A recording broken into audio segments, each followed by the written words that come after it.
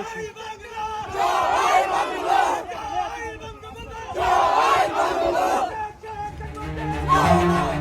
ঈদের আমেজে ঢাকা ছাড়তে শুরু করেছে নগরবাসী। ২-১ দিনের মধ্যে সম্পূর্ণ ফাঁকা হয়ে যাবে রাজধানী।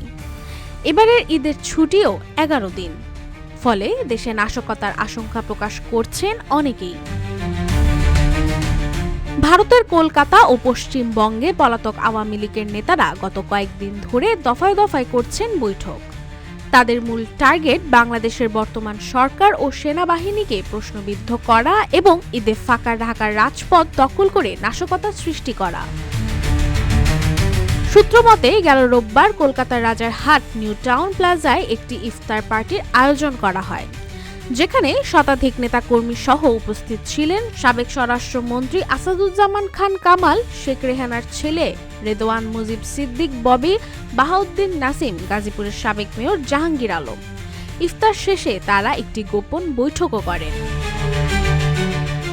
ফাঁকা ঢাকায় নাশকতা করার জন্য কিছু নেতাকে দায়িত্ব দেওয়া হয়েছে। তাদের উদ্দেশ্য নেতাকর্মী ছাড়াও ভাড়া করে হাজার হাজার লোক জড়ো করা এবং আগ্নেয়তান্ত্রে মজুদ বাড়ানো। বিতাড়িত আওয়ামী লীগ নেতাদের নজর এখন কেপিআই-ভুক্ত সরকারি স্থানগুলোর দিকে।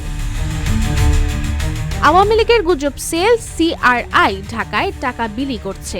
গোয়েন্দা সূত্রের মতে নাশকতার উদ্দেশ্যে আওয়ামী লীগের নেতা কর্মীদের কাছে হাজার হাজার বৈধ ও অবৈধ আগ্নেয়তান্ত্র প্রস্তুত রয়েছে। সামাজিক যোগাযোগ মাধ্যম সহ অন্যান্য মাধ্যমে গুজব ছড়িয়ে রীতিমতো ভীতি এবং উত্তেজনার পরিবেশও সৃষ্টি করা হচ্ছে।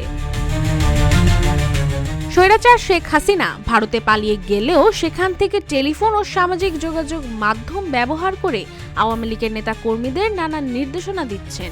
ইতোমধ্যে ডক্টর মোহাম্মদ ইউনূস সরকারের বিরুদ্ধে বিভিন্ন হুমকির অডিও রেকর্ডও হয়েছে ভাইরাল।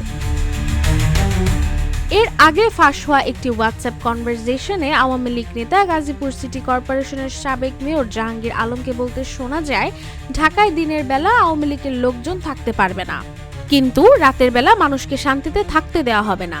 এই কনভারসেশনের পরপরই ঢাকায় চুরি, ছিনতাই এবং ডাকাতির ঘটনা ক্রমেই বেড়ে গেছে। রাশিকা হোসেন, রূপালী বাংলাদেশ।